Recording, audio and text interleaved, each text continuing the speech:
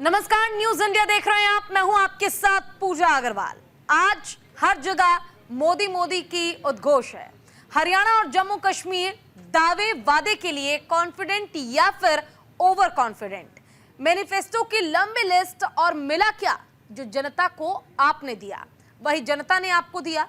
ये पूरा विश्लेषण है इस इलेक्शन का, क्योंकि इस इलेक्शन से पहले बहुत सी न्यूज ने सुर्खियां बटोरी और रिजल्ट ये हुआ कि हरियाणा में कमल ने जीत की हैट्रिक मारी है और जम्मू कश्मीर में कमल मुरझा गया।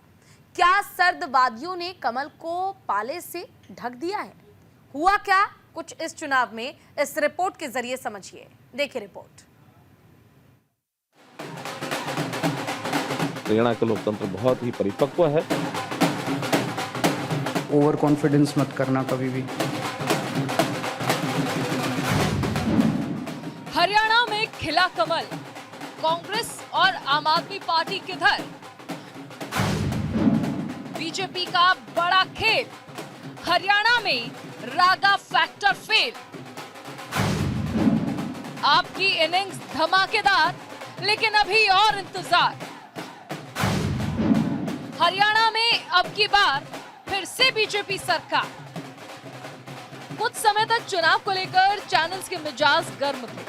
सभी पॉलिटिकल पार्टियों ने अपना स्ट्रॉन्ग मैनिफेस्टो तैयार कर लिया।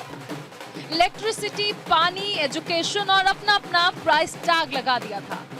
फ्री इलेक्ट्रिसिटी वाला पूरा ब्लूप्रिंट तैयार था। लेकिन कहते हैं ना, नेताजी के मन में क्या है और जनता के दिमाग में क्या है, इसका सटीक अनुमान कोई नहीं लगा सकता। कुछ ऐसा ही हुआ है हरियाणा के चुनाव में। मुद्दे तमाम थे। जाटलैंड को लेकर बीजेपी कॉर्नर्ड थी। किसानों का रुझान भी काफी हद तक दिख रहा था कि इस बार हरियाणा बीजेपी की झोली में नहीं आने वाला। लेकिन रुझान चाहे जो भी हो, रिजल्ट के आते ही वेट एंड वॉच वाला ही सिचुएशन होता है। आखिरकार हरियाणा में बीजेपी ने न सिर्फ अपना खाता खोला, बल्कि लगातार तीसरी बार सत्ता में आई है। हरियाणा चुनाव में जिन बड़े चेहरों ने जीत दर्ज की और वो चेहरे जिनका जादू इस बार चुनाव में चल ना सका, जरा उनकी तस्वीर भी समझ लीजिए। लाडवा से नायब सिंह सैनी, जो कि बीजेपी के कैंडिडेट थे, मुख्यमंत्री चेहरा भी थे, उन्होंने जीत हासिल की। गढ़ी सांपला किलोई से भूपेंद्र सिंह हुड्डा, जो कि कांग्रेस के प्रत्याशी थे, पूर्व सीएम भी थे, उन्हें जीत दर्ज की। अंबाला कैंट सीट से बीजेपी के अनिल विज ने जीत दर्ज की। उचाना कला से दुष्यंत चौटाला, जो कि जेजेपी से आते हैं, उन्हें हार का सामना करना पड़ा। आदमपुर से भव्य बिश्नोई को बीजेपी ने अपना कैंडिडेट बनाया था और उन्हें जीत भी हासिल हुई। गुरुग्राम से मुकेश शर्मा, जिन्हें बीजेपी ने अपना कैंडिडेट बनाया था, उनकी झोली में जनता ने जीत के सिक्के डाले। जींद में महावीर गुप्ता को कांग्रेस ने अपना प्रत्याशी बनाया, लेकिन अफसोस उन्हें हार का सामना करना पड़ा। कैथल से आदित्य सुरजेवाला, रणदीप सुरजेवाला के बेटे, कांग्रेस की टिकट पर जीतते नजर आए। जुलाना से पहलवान विनेश फोगाट को कांग्रेस ने अपना प्रत्याशी बनाया था और जनता ने पहलवान बेटी को जीत का आशीर्वाद दिया। नूह से संजय सिंह को चुनावी मैदान में उतारा था बीजेपी ने, लेकिन अफसोस कुछ खास कमाल कर नहीं पाए और इसीलिए इनकी झोली में हार आई। ये वो चेहरे थे जिन्होंने हरियाणा इलेक्शन का पूरा गेम पलट दिया। लेकिन अब आप सोच रहे होंगे कि बीजेपी के खिलाफ एक नैरेटिव हरियाणा की गलियों में तैर रहा था, अचानक से हवा कैसे बदली? तो चलिए पहले समझते हैं कि वो कौन से मुद्दे थे जिन्हें लेकर हरियाणा में बीजेपी बैकफुट पर। हरियाणा में बीजेपी सरकार के खिलाफ एंटी इनकम्बेंसी एक ऐसा मुद्दा था जिसे लेकर बीजेपी का जीतना मुश्किल था। वहीं 3 किसान बिल को लेकर किसानों का गुस्सा, केंद्र सरकार की उपेक्षा भी बड़ा फैक्टर था। पूर्व सीएम मनोहर लाल की अनपॉपुलैरिटी भी एक मेजर फैक्टर थी। और विनेश फोगाट को कैसे भूल सकते हैं? खिलाड़ियों के खिलाफ अन्याय पर रोष काफी हद तक बीजेपी के खिलाफ माहौल तैयार कर रहा था। अग्निवीर योजना पर बीजेपी लगभग हर राज्य में बैकफुट पर थी। मुद्दा ये था कि हमने जितना हरियाणा के किसान के लिए, हरियाणा के जवान के लिए, हरियाणा के पहलवान के लिए किया है, कांग्रेस तो कर ही नहीं सकती है। और ये चीज लोगों को पता है वो लोग किसी भी प्रकार की कोई बात करेंगे, वो जनता को जो सही बात है वही पसंद आएगी, जो गलत बात है पसंद नहीं आएगी। हमने किसानों के लिए भरपूर किया, बहुत काम किया है। इसलिए मैं तो आज इस समय इतना ही संक्षेप में कहना चाहूंगा कि जो चीज जनता ने महसूस की, कांग्रेस के भ्रम में नहीं आई है। यहाँ का लोकतंत्र, हरियाणा का लोकतंत्र बहुत ही परिपक्व है, जनता बड़ी परिपक्व है और जनता ने एक हमारे कामों पर, मोदी जी की नीतियों पर एक मुहर लगाई है और मैं इसका श्रेय जनता को देता हूं, भारतीय जनता पार्टी के कार्यकर्ताओं को देता हूं। पूर्वानुमान जो लगाते हैं, ये उनको इंट्रोस्पेक्शन करना है कि किस आधार पर कैसे पूर्वानुमान करते हैं। पूर्व अनुमान जो है वो जनता अपने मन की बात सबको बताती भी नहीं है और जिस प्रकार के पूर्व अनुमान हैं बहुत बार पहले भी फेल हुए हैं, इस बार भी फेल हुए हैं और थोड़ा सा गहराई में आप लोगों को जो भी करते हैं पूर्व अनुमान उनको करना चाहिए। हरियाणा के जो परिणाम आए हैं उसके बारे में हम लोग बैठेंगे और उसके बारे में समीक्षा करेंगे। निश्चित रूप से आम आदमी पार्टी आज एक राष्ट्रीय दल के रूप में पूरे देश में अपना विस्तार कर रही है और ये हमारे नेता केजरीवाल जी का जो शिक्षा स्वास्थ्य का मॉडल है, जनता के हितों के लिए काम करने का जो मॉडल है, उसका विस्तार है। ये वो मेजर कारण थे जिन्होंने बीजेपी के खिलाफ माहौल बनाया, लेकिन फिर भी बीजेपी इन सभी बातों के बाद फुल कॉन्फिडेंस में नजर आ रही थी, जीत को लेकर आश्वस्त थी। कांग्रेस और आम आदमी पार्टी इलेक्शन में अपना मैथमेटिक्स फिक्स करने में जुटे थे। हरियाणा की 90 सीटों को लेकर माइनस प्लस वाला फॉर्मूला फिट किया जा रहा था। किसानों के मुद्दे को कैसे भुनाएं, इस पर बातें चल रही थी। आम आदमी पार्टी जीत को लेकर काफी कॉन्फिडेंट थी और इसीलिए पहले उसने सिंगल चुनाव लड़ने की बात कही। जब बात सिंगल चुनाव लड़ने की हुई तो हरियाणा में पंजाब वाला मॉडल और कांग्रेस बीजेपी में आम आदमी का स्ट्रगल वाला मुद्दा केजरीवाल ने सेंटर में रखा। लेकिन पिछले इलेक्शन में सिर्फ एक सीट और इसमें बीजेपी की हैट्रिक को लेकर केजरीवाल इतने कंफ्यूज हो गए कि लास्ट में उन्होंने कांग्रेस के साथ कोएलिशन में जाना ही ठीक समझा। लेकिन जनता की कंफ्यूजन बरकरार थी। उन्होंने टारगेट रखा था कि इस बार हरियाणा में अपनी ताकत को महसूस करना जरूरी है और फाइनली उन्होंने सिंगल चुनाव लड़ने का डिसीजन किया। लेकिन 90 में से 89 सीटों पर अपने उम्मीदवार उतारे। नतीजा आपके सामने है। लेकिन उसके बाद जो केजरीवाल का बयान रहा, जरा वो सुनिए। पहली चीज तो किसी भी चुनाव को हल्के में नहीं लेना चाहिए। अभी तो पता नहीं नतीजे क्या हैं, लेकिन आज के चुनाव से सबसे बड़ी सबक यही है कि ओवर कॉन्फिडेंस मत करना कभी भी। किसी भी चुनाव को हल्के में नहीं लेना चाहिए। हर चुनाव कठिन होता है, हर चुनाव में हर सीट कठिन होती है। मेहनत करनी है और लड़ाई मत करना, अपने अपने एमएलएज के साथ लड़ाई मत करना। सब लोग मेहनत करना, मेहनत नहीं करेंगे तो। और इस चुनाव के अंदर सबसे इम्पोर्टेंट रोल आपका होगा, क्योंकि अब हम एमसीडी में हैं। जनता उम्मीद करती है भाई बेसिक चीज़ है, सफाई तो करेंगे, बाकी चीज़ें तो जनता माफ़ कर देगी, सफाई तो करेंगे। अपने अपने एरिया में घूम घूम के कोशिश करो कि कूड़ा उठ जाए, डेली झाड़ू लग जाए, कूड़ा उठ जाए, डेली झाड़ू लग जाए। उतना काम अगर आप करा देंगे, मुझे उम्मीद है कि हम लोग चुनाव जीत जाएंगे। अपने अपने इलाके में इतना कर देना मेरे कहने से। लड़ना मत, लड़ाई झगड़ा अप्रैल में कर लेंगे। अपना ही परिवार है, परिवार में लड़ाई झगड़ा तो होता ही है। अपने संबोधन के दौरान एक शब्द जो केजरीवाल ने यूज किया, ओवर कॉन्फिडेंट। तो सवाल यह है कि ओवर कॉन्फिडेंट था कौन? क्या जो मुद्दे थे विपक्ष सिर्फ उनकी बदौलत जीत का गणित बिठा रहा था, वो ओवर कॉन्फिडेंस था, या फिर विपक्ष ने सच में उन मुद्दों को उतना स्ट्रांगली नहीं उठाया जितना उठाना चाहिए था? तो इस बार हर कैलकुलेशन को रॉन्ग करते हुए हरियाणा में फाइनली बीजेपी ने हैट्रिक मारी और लगातार तीसरी बार पावर में आई। लेकिन इस बार की हार को लेकर एक बात सीएम केजरीवाल ने क्लियर की कि कॉन्फिडेंट रहे लेकिन ओवर कॉन्फिडेंट नहीं। Bureau report, news India. जहां कॉन्फिडेंस हमारी क्वालिटी को इनहेंस करता है, वहीं ओवर कॉन्फिडेंस हमारी आंखों पर पर्दा डालता है। ये बात ध्यान में रखिएगा, क्योंकि हमारी अगली रिपोर्ट इसी से रिलेटेड है। इलेक्शन से पहले पॉलिटिकल पार्टी का मेन्यू कार्ड बड़ा चला था। गोल गोल जलेबी ने राजनीति में अपनी मिठास जरूर घोली, लेकिन जलेबी जिस फैक्ट्री में बनी उसे नसीब ही नहीं हुआ। राहुल गांधी ने जलेबी वाला मेन्यू कार्ड जरूर खोला, लेकिन जलेबी बीजेपी लूट कर ले गई और ये करिश्मा हरियाणा में दिखाई दिया। हरियाणा में अब की बार सैनी सरकार ने टाली हार। आखिर कैसे, रिपोर्ट देखिए।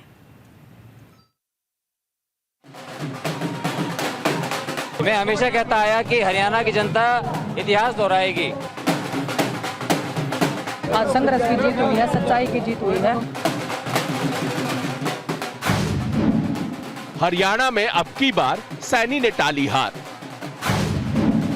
असेंबली इलेक्शन, सैनी का सिलेक्शन। कांग्रेस के मेनू कार्ड से जलेबी गायब। हरियाणा में कांग्रेस नहीं, बीजेपी के हिस्से जलेबी आई। हरियाणा में कौन कॉन्फिडेंट और कौन ओवर कॉन्फिडेंट। डिसीजन कितना इफेक्टिव था, यह हमेशा उसके रिजल्ट पर डिपेंड करता है। मुद्दे बहुत थे, अपोजिशन भी पावरफुल कंडीशन में नजर आ रहा था। हर तरफ से बीजेपी की कोई कैलकुलेशन दूर दूर तक नजर नहीं आ रही थी। लेकिन कुछ ऐसे डिसीजन थे जिन्होंने काफी हद तक हरियाणा में जीत के फैक्टर को अफेक्ट किया। इलेक्शन में जीत का जो मेजर फैक्टर सामने आया, उसमें कोई और कैलकुलेशन सामने नहीं आई, बल्कि विक्ट्री सैनी ने ही दिलाई। आखिर कैसे, उसे समझिए। हरियाणा में बीजेपी का हैट्रिक लगाना ये अपने आप में रिकॉर्ड है, क्योंकि हरियाणा में कोई भी पार्टी लगातार तीसरी बार चुनाव नहीं जीती है। इतना ही नहीं, हरियाणा की हिस्ट्री अगर देखें तो इसमें बीजेपी की ये अब तक की सबसे बेहतरीन परफॉर्मेंस है। बीजेपी इससे पहले कभी भी 50 के आंकड़े को नहीं छू सकी है। बीजेपी की हैट्रिक की एक वजह मुख्यमंत्री बदलने का फॉर्मूला रहा। इसी साल मार्च में बीजेपी ने मनोहर लाल की जगह सैनी को चुना। नायब सिंह सैनी को हरियाणा की कमान सौंपी गई। मनोहर लाल जहां पंजाबी थे, वहीं नायब सैनी ओबीसी समुदाय से आते हैं। मैं हमेशा कहता आया कि हरियाणा की जनता इतिहास दोहराएगी, और हरियाणा की जनता का इतिहास यही है कि जिसकी सरकार हरियाणा में बनानी होती है, हरियाणा की जनता उसी की सरकार पहले केंद्र में बना देती है। इसलिए आप देख रहे हैं कि आज केंद्र में मोदी जी के नेतृत्व में एक बहुत मजबूत सरकार है, और उन्हीं के नेतृत्व में हरियाणा भी अगले 5 सालों में नरेंद्र मोदी जी के नेतृत्व में और नायब सैनी जी के नेतृत्व में हरियाणा चौमुखी विकास करेगा। मैम सारे के सारे इकट्ठे देंगे, और तो मैं सारी मातृशक्ति, युवा शक्ति, जवान साथी, कैथल के हर एक परिवार वालों जो मेरे हैं, उन सबका धन्यवाद करता हूं। तो ये जीत मैं स्वीकार करता हूं, और मैं आपको बताता हूं, ये जीत किसान आंदोलन, ये किसानों के लिए, मजदूरों के लिए, SC/BC साथियों के लिए, युवा शक्ति के लिए, मातृशक्ति के लिए, और हमारे हर एक छोटे दुकानदार कर्मचारी की जीत है। हमारे अनेक बड़े नेता है। मेरी ड्यूटी तो कैथल की सेवा करना है, वो मैं आपको करके दिखाऊंगा। मनोहर लाल को हटाकर सैनी को सीएम बनाने में बीजेपी के लिए फायदे का सौदा रहा, क्योंकि एग्जिट पोल तक हरियाणा में बीजेपी की विदाई और कांग्रेस की वापसी की संभावना थी। लेकिन अब जो नतीजे सामने आए हैं, उसने तस्वीर लगभग साफ कर दी है कि बीजेपी ने 2014 और 2019 से भी बड़ी जीत हासिल की है। नायब सिंह सैनी को सीएम बनाने के बीजेपी के अपने फायदे थे। आखिर कैसे, वो भी समझिए। आइए देखते हैं कि हरियाणा में सैनी फैक्टर का कितना बड़ा रोल है। हरियाणा के सियासत में जाट काफी अहम फैक्टर है। किसान आंदोलन और फिर पहलवानों का आंदोलन, यही वजह रहा कि जाट वोटर्स बीजेपी से नाराज थे। भूपेंद्र सिंह हुड्डा के बूते कांग्रेस को ज्यादा जाट वोट मिलने की उम्मीद थी। बीजेपी ने ओबीसी फैक्टर को साधने की कोशिश की। भारतीय जनता पार्टी की नीतियों की जीत है, और नरेंद्र मोदी जी जो देश को तेजी से आगे लेके जाना चाह रहे हैं, ये उसकी जीत है, लोगों के विश्वास की जीत। ये हर उस लड़की की, हर उस महिला की लड़ाई है जो संघर्ष के रास्ते को हमेशा चुनती है। आज संघर्ष की जीत हुई है, सच्चाई की जीत हुई है, और मैं चाहती हूँ कि हमारे लोगों ने जो प्यार प्रेम दिया है, जो इस देश ने मेरे को प्यार प्रेम दिया है, उसको मैं हमेशा बना के रखूँ, उनके विश्वास को हमेशा बना के रखूँ। रिजल्ट ये रहा कि अपोजिशन के सारे फॉर्मूले को फेल करते हुए बीजेपी का सीएम फैक्टर हिट हो गया। अब समझिए कि ये फैक्टर कहां-कहां काम कर चुका है। अगर हम गणित को समझे तो बीजेपी का ये फॉर्मूला कई राज्यों में हिट रहा। गुजरात में विधानसभा चुनाव से पहले 2 बार मुख्यमंत्री का चेहरा बदला गया, दोनों बार फायदा मिला। उत्तराखंड में भी 2022 के विधानसभा चुनाव से पहले 2 बार सीएम बदले गए। तीसरी बार पुष्कर सिंह धामी को सीएम बनाया गया और नतीजा जीत रही। उधर त्रिपुरा में भी 2023 में विधानसभा चुनाव हुए। इससे कुछ महीने पहले ही बीजेपी ने बिप्लब कुमार देव को हटाकर माणिक साहा को मुख्यमंत्री बनाया। लेकिन कर्नाटक में चुनाव से पहले मुख्यमंत्री बदलने का दांव पास नहीं हुआ। बीएस येदियुरप्पा को हटाकर बसवराज बोम्मई को मुख्यमंत्री बनाया गया, लेकिन फायदा नहीं मिला, नतीजा हार।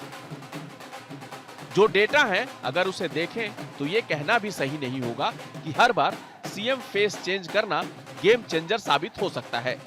कई बार ऐसे फॉर्मूले फेल हो जाते हैं, लेकिन जो जीत के नजदीक ले जाता है वो होता है कि ग्राउंड पर आप कितना मजबूत हैं। तो आइए देखते हैं कि सैनी की ग्राउंड रिपोर्ट क्या कहती है। सैनी ने 6 महीने के कार्यकाल में वोटरों के बड़े तबके को साधा। 1,20,000 कच्चे कर्मचारियों को पक्का करने का ऐलान किया। 24 फसलों पर एमएसपी देने की घोषणा की। महिलाओं को 500 रुपए सिलेंडर देने की घोषणा तीज पर की गई। सरपंचों को 21 लाख तक का काम बिना ई टेंडरिंग की करवाने की छूट दी गई। 16 अगस्त को सैनी ने 5 लाख किसानों को 525 करोड़ रुपए की सहायता राशि जारी की। मैं हरियाणा के 2 करोड़ 80 लाख लोगों का दिल से धन्यवाद करता हूं और अपने लोकप्रिय प्रधानमंत्री, विश्व के नेता आदरणीय नरेंद्र मोदी जी, ये पूरा का पूरा श्रेय मैं आदरणीय मोदी जी को देता हूं। उनके आशीर्वाद से, उनकी गाइडलाइन के अंदर, उनकी जो नीतियां हैं, उन नीतियों के ऊपर हरियाणा के लोगों ने मोहर लगाई है। मैं हरियाणा की जनता का जहां दिल से धन्यवाद करता हूं, उनको प्रणाम करता हूं। बहुत सारी सीटें हैं जो हम जीत चुके हैं और अपडेट नहीं की, जैसे चट्टा साहब है, शैली है, रामकरण है, अशोक अरोड़ा है। ऐसे कई सीटें हैं जो हमारे पास मिली हैं। जैसे आदमपुर में भी हम लीड कर रहे हैं, सज्जन में भी लीड कर रहे हैं। बहुत सारी कॉन्स्टिट्यूंसी है, जैसे औसत में हम लीड में जा रहे हैं। तो ये अपडेट नहीं हो रहा है बेटा इलेक्शन कमीशन में, और कई जगह काउंटिंग की गई है। तो मेरा एक तो सभी जो काउंटिंग एजेंट हमसे साथियों से निवेदन है कि आप डटे रहो, मेजोरिटी आ रही है। तो नायाब सिंह सैनी की ग्राउंड रिपोर्ट पर मजबूत पकड़ ने काफी हद तक बीजेपी की रिपोर्ट कार्ड को दुरुस्त करने का काम किया। हरियाणा के चुनावी इतिहास में आज तक कोई भी राजनीतिक पार्टी लगातार तीसरी बार सत्ता में नहीं लौटी है, तो ये मेजर फैक्टर है बीजेपी की जीत का। लेकिन जीत के साथ कुछ उम्मीद भी बनी है विपक्ष की। कांग्रेस नेता भूपेंद्र सिंह हुड्डा जहां तक लास्ट काउंटिंग तक ये मानने को राजी नहीं थे कि उनकी पार्टी हार गई, अब जीत पर सवाल उठा रहे हैं। हरियाणा की जीत को लेकर कांग्रेस नेता जयराम रमेश और पवन खेड़ा ने क्या कुछ कहा, आइए सुनते हैं। हमने क्या किया, क्या नहीं किया, गलती कहाँ हुई, इसका विश्लेषण जरूर होगा, इस पर चिंतन जरूर होगा, बहस जरूर होगी, एक समिति का भी गठन होगा। यह प्रथा रहा है कांग्रेस पार्टी में, और सबसे बातचीत करके ही ये विश्लेषण होगा। पर अभी विश्लेषण का वक्त नहीं है। अभी सबसे महत्वपूर्ण बात यह है कि हमसे जीत छीना गया है, तंत्रों का दुरुइस्तेमाल हुआ है, दुरुपयोग हुआ है, और लोगों की जो भावना थी, और सबने ये महसूस किया कि जमीनी हकीकत बदलाव के पक्ष में था, परिवर्तन के पक्ष में था, और आज वो परिणाम जो आया है उसको नहीं दर्शाता। शिकायतें इकट्ठी कर रहे हैं, हमारे कैंडिडेट्स ने वहां रिटर्निंग ऑफिसर्स को शिकायतें दी हैं और दे रहे हैं अभी, लेकिन आने वाले कुछ दिनों में ये सारी शिकायतें लेकर हम चुनाव आयोग में जल्दी ही जाएंगे और अपनी शिकायत वहां दर्ज कराएंगे। इस तरह का नतीजा कहीं भी धरातल पे नहीं दिख रहा था। आप लोग भी गए, हम लोग भी गए, सब घूम रहे थे। कोई ये नहीं मान सकता कि हरियाणा में इस तरह का अप्रत्याशित नतीजा आएगा। हम सब अचंभित हैं। ये अगर एक लाइन में इसको कहा जाए तो ये तंत्र की जीत है और लोकतंत्र की हार है। हम इसे स्वीकार नहीं कर सकते। हर जीत और हार से सबक तो मिलता है। जैसे इस लोकसभा चुनाव में बीजेपी जीती, लेकिन सबक भी मिला। विपक्ष जीत के करीब पहुंचा, कॉन्फिडेंस भी बढ़ा, लेकिन ओवर कॉन्फिडेंस ने कहीं ना कहीं कांग्रेस की लुटिया डुबोई। वहीं आपका कुछ अता पता नहीं चला, लेकिन विपक्ष भी फ्रंट फुट पर चलना सीख चुका है, लेकिन अभी उसे और मजने की जरूरत है। Bureau report, news India. गुस्सा, गम, ओवर कॉन्फिडेंस, काउंटर पोलराइजेशन और फिर वादियों में मुरझाया कमल। हरियाणा की जीत और हार का फैक्टर तो आपने समझ लिया, लेकिन इस बीच बात जम्मू कश्मीर की है। तो वादियों की आंधी ने इस बार कमल को रिवाइव किया है, और वो भी एक बेहतर इनिंग के साथ। यानी कि जम्मू कश्मीर की वादियों में कमल मुरझाया जरूर, लेकिन ये चुनाव काफी हद तक बीजेपी के लिए एक बेहतर इनिंग भी साबित हुआ। आखिर कैसे, जानने के लिए हमारी एक खास रिपोर्ट देखिए।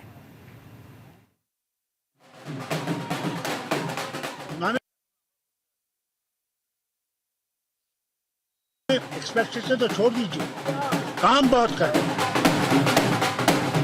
वोट परसेंटेज में हम पूरे राज्य में हाईएस्ट रहे हैं।